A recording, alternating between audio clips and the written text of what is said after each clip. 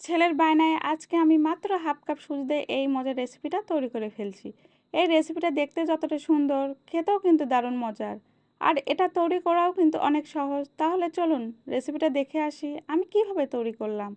প্রথমে একটা বাটিতে সামান্য নর্মাল পানিতে 3 টেবিল চামচ গুঁড়া দুধ, হাফ কাপ সুজি, পছন্দ মতো চিনি দিয়ে একটা মিশ্রণ তৈরি করে ফেললাম। এখন একটা প্যানে 2 টেবিল চামচ চিনি ও 1 চামচ পানি দিয়ে দিলাম। এবার প্রথমে হাই হিটে চিনি আমি গলিয়ে নিব। যখন ক্যারামেলে কালার আসতে শুরু করবে তখন লো হিটে রেখে হালকা কালার চলে আসলে ক্যারামেল বানানো হয়ে আসবে। ক্যারামেল বেশি লালচে হলে পুডিংটি খেতে তিতা লাগবে। এবার যে পাত্রে পুডিংটি তৈরি করব, এবার সেই পাত্রেই ক্যারামেল দিয়ে ঘুরিয়ে ঘুরিয়ে চারপাশ ভালোভাবে সেট করে নিব। ক্যারামেল পাত্রে ভালোভাবে সেট হওয়ার পর পাত্রটি ঠান্ডা করতে রেখে দিলাম।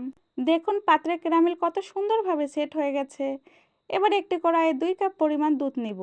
এখন দুধ জাল করে নিব। দুধে বলক চলে আসলে প্রথমে রেডি করে রাখা মিশ্রণটি ঢেলে দিব। সুজির মিশ্রণটি দেওয়ার পর এবার লবণ দিয়ে দিলাম। মিষ্টি যে কোনো রেসিপিতে লবণ দিলে টেস্ট ভালো হয়। এবার ফ্লেভারের জন্য আমি ভ্যানিলা এসেন্স দিয়ে দিলাম। এটা অপশনাল, আপনারা চাইলে নাও দিতে পারেন।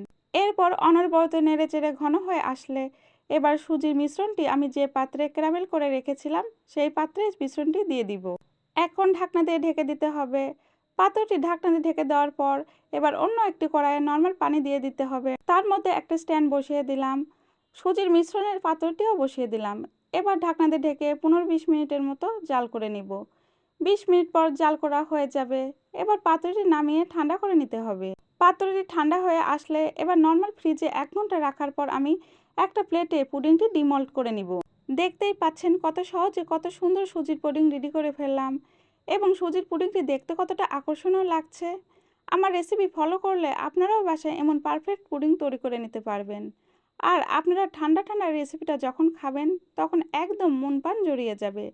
রেসিপিটা কেমন লাগলো অবশ্যই কমেন্ট করে জানাবেন। ভালো লাগলে লাইক এবং শেয়ার দিয়ে রাখবেন। আরও নতুন নতুন রেসিপি দেখার জন্য সাথেই থাকবেন।